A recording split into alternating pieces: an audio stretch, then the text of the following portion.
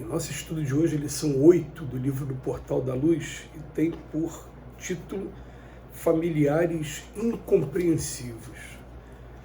Quando aceites os princípios que te renovam, é possível que a mesma compreensão não te alcance de pronto os familiares queridos. Conservas talvez a provocação de rentear com entes amados que te recusam a fé, ou tudo fazem por arredar-se da senda de luz que hoje palmilhas. Às vezes entristece-te por semelhante motivo, a ponto de te ameaçares com desânimo e frustração.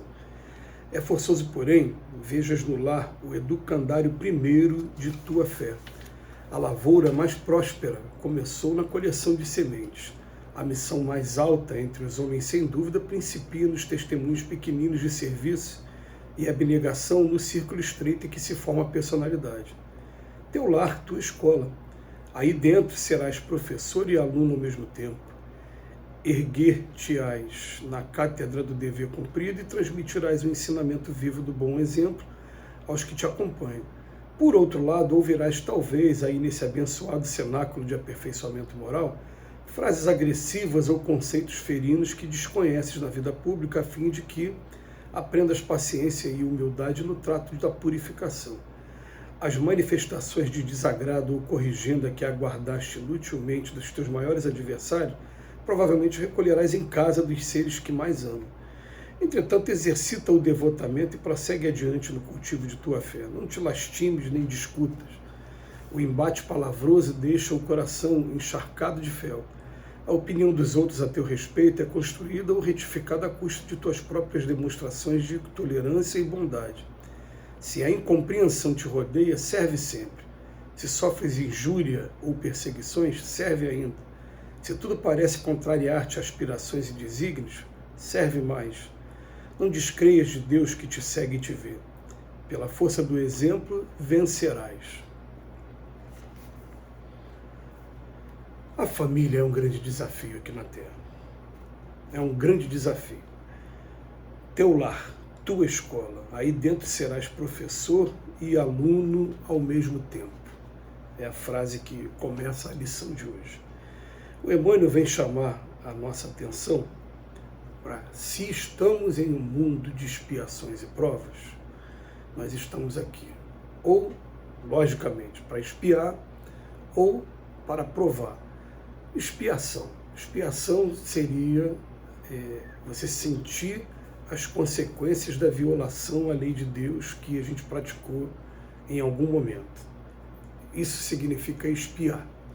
Então a lei de causa e efeito fazendo a gente experimentar agora situações em que a gente provavelmente provocou sofrimento, provocou tristeza no passado.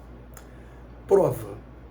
Eu estou bem, mas estou convivendo com pessoas que não me compreendem, pessoas que não me seguem a linha de raciocínio, e aquilo está sendo uma prova para mim. Por quê? Porque pode ser até que eu esteja sendo colocado na vida dessas pessoas para tentar trazer uma semente para essas pessoas.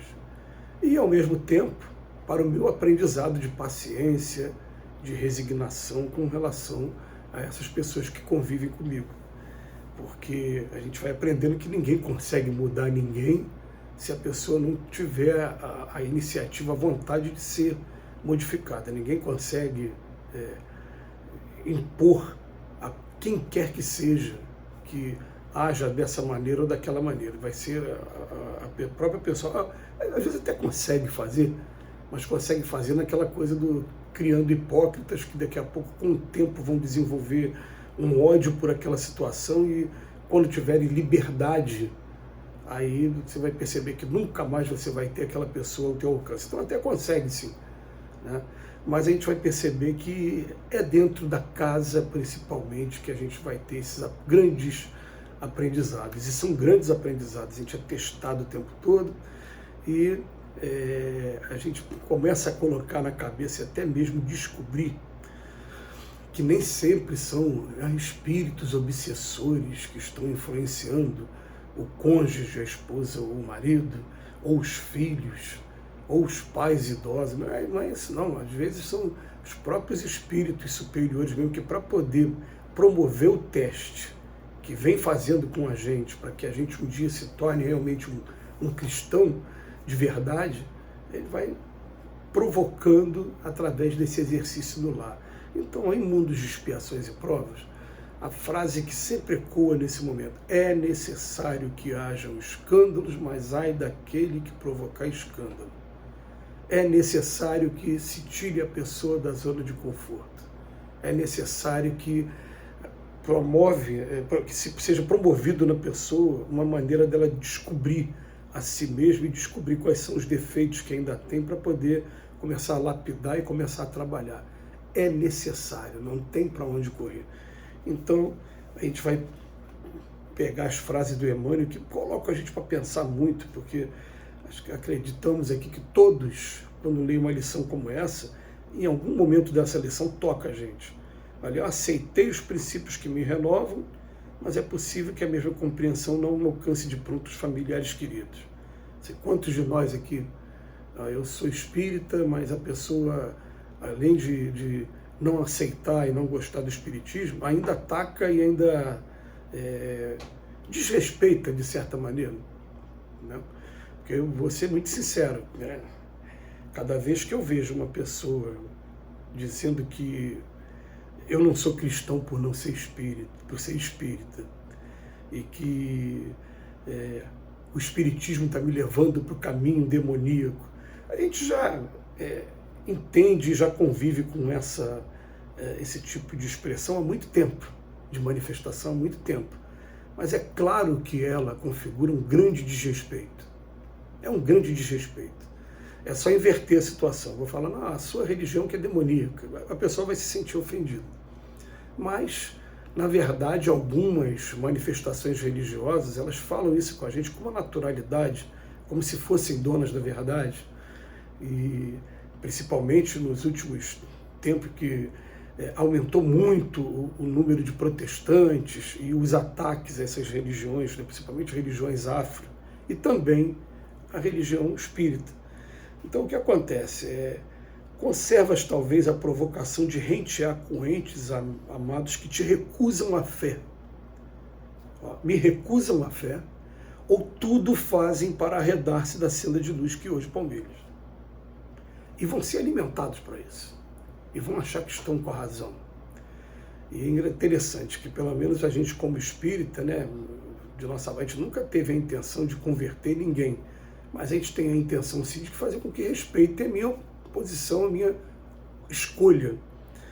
Às vezes entristece por semelhante motivo, a ponto de ameaçares com desânimo e frustração. E esse desânimo e frustração, principalmente, se forem no campo do relacionamento conjugal, eles vão influenciar em todos os outros campos. O campo afetivo, o campo da amizade, o campo sexual, mas muita coisa vai ser influenciada também. É forçoso, porém, vejas no lar o educandário primeiro de tua fé. Porque é aqui que foi todo o cenário proposto, todo o cenário preparado para que você pudesse exercitar. Então, a lavoura mais próspera começou na coleção de sementes.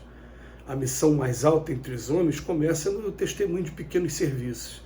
Ele está falando que, na verdade, o lar é a nossa escola e é aqui desses aprendizados pequenininhos que daqui a pouco a gente se habilita para aprendizados grandes, para situações maiores. Então, o Emmanuel, depois de trazer essa informação para a gente, lembrar para a gente qual é a função do lar aqui na Terra, aí ele fala: exercita o devotamento e prossegue adiante no cultivo da tua fé. Não te lastimes, não discuta, e vem chamar a atenção ao embate palavroso, pode deixar o coração encharcado de ferro.